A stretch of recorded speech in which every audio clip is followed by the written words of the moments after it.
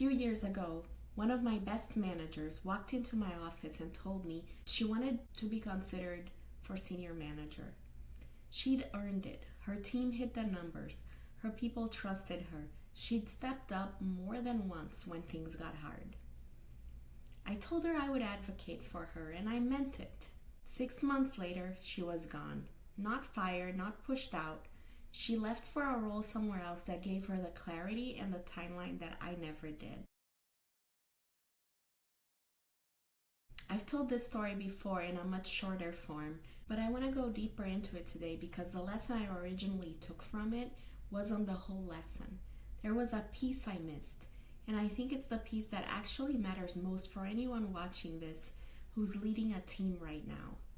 Especially if your days feel like one long game of whack-a-mole. I'm Fernanda Brasileiro. Before I did people development work, I spent 20 years in supply chain and operations, leading teams for clients like McDonald's, Starbucks, and Chick-fil-A, and leading teams at Sears and Krispy Kreme. I've been the director that's buried under the deadlines. I've been the leader running from fire to fire with no time to look up. So when I tell you this story, I'm not telling it from a distance. I've lived every part of it, including the part where I failed someone who had deserved better from me. Let me set the scene properly. This manager, I'll just call her by her role, she had been with us for a while. She wasn't new, she wasn't unproven. Her team hit their numbers consistently.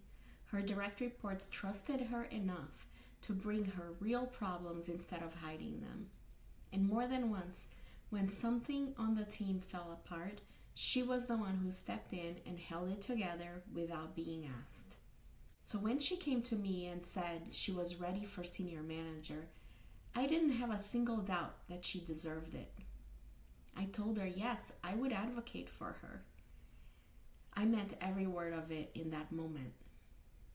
But here's what that promotion actually required from me behind the scenes. It wasn't a form I filled out once and forgot about.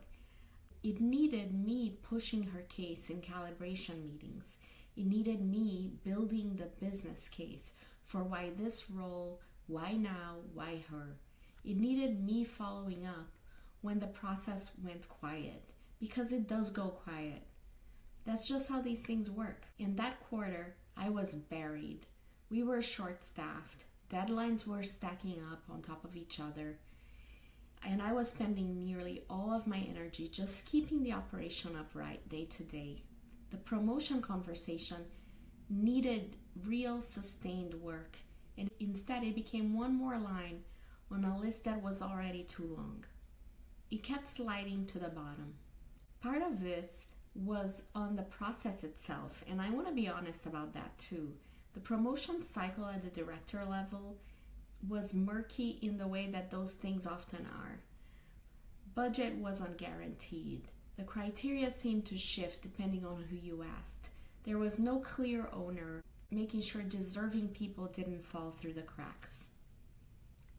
So it fell on the directors like me to chase it down ourselves. And chasing it down took time and energy I genuinely did not have to spare. So she waited and she followed up more than once. I told her I was working on it, and some weeks that was even true. But mostly I was in survival mode. And survival mode doesn't leave much room for anything that isn't actively on fire. Eventually, she stopped waiting. She left for a senior manager role somewhere else, one that came with the clarity and the budget I couldn't give her in the time frame that she needed. I want to be clear, I don't blame her for a second. She wanted more, and we simply couldn't provide that fast enough.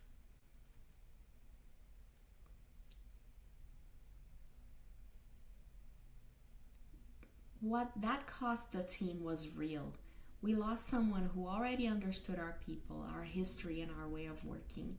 We lost the trust that she had built with her own direct reports in a single transition. And I lost the chance to be the kind of leader who shows up for her people when it actually matters, not just when it's convenient. For a long time, the lesson I took from this story was about presence. I came to understand that being a grounded leader isn't about staying calm during chaos, although that matters too. It's about staying present enough, even inside the chaos, to have the real conversations instead of the transactional ones.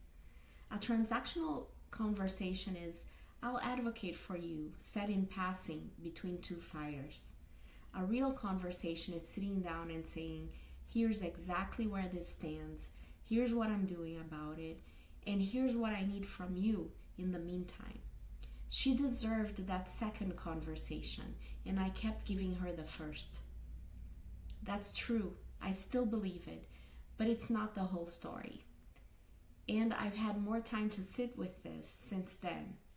There's a layer underneath the presence problem, and it's the layer I actually want to spend the rest of this video on.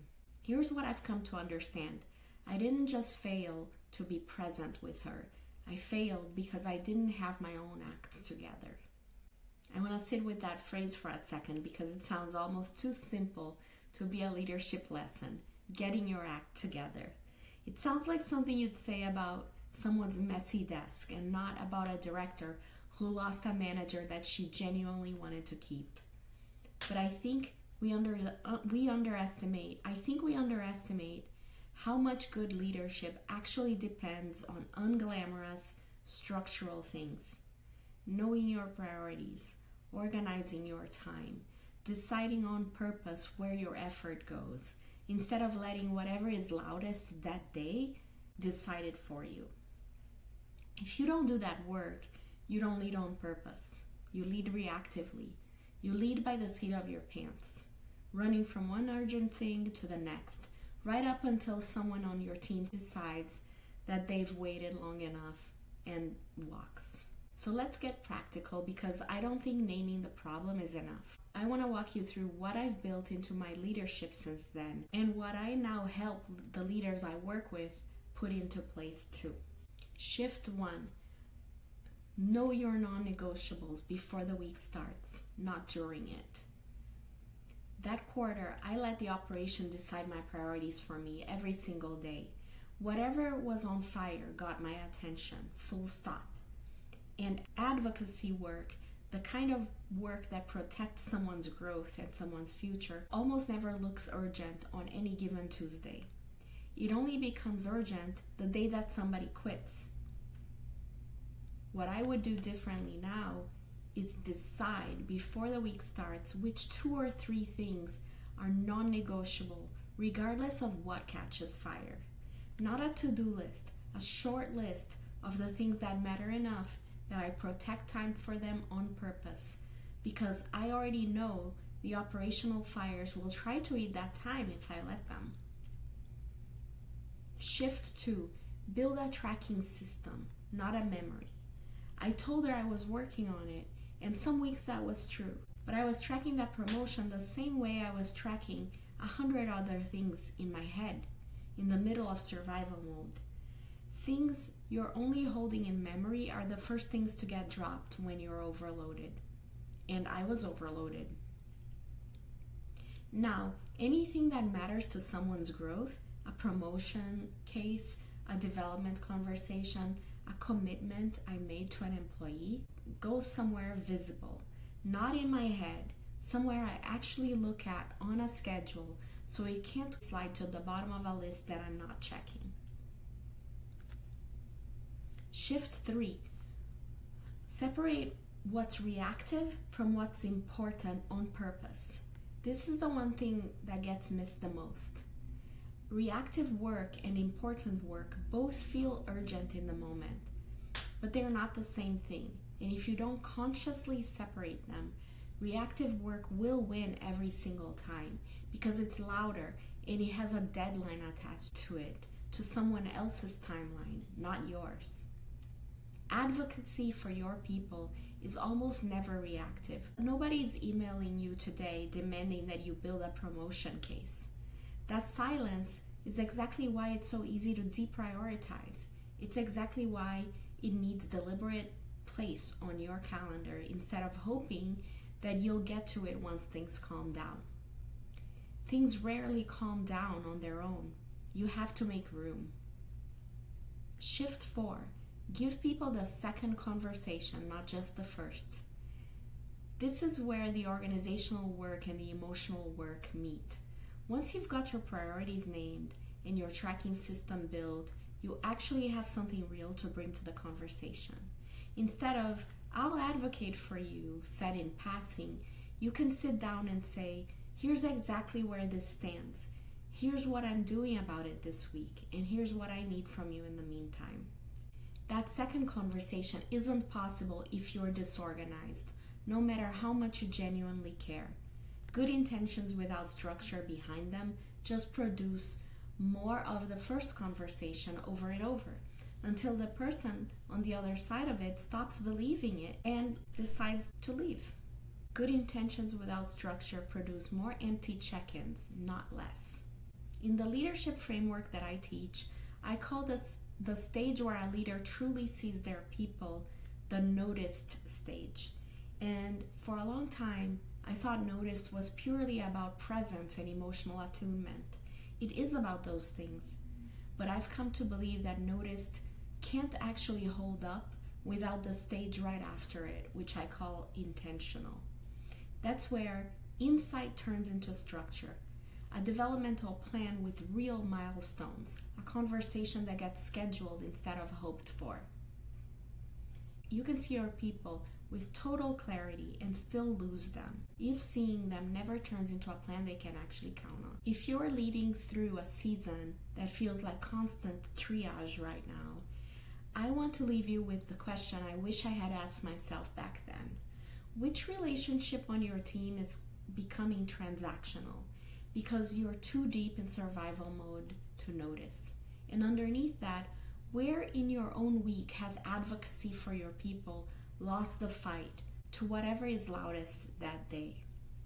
This is one of the things I help leaders build, real structure underneath good intentions, so people who deserve a second conversation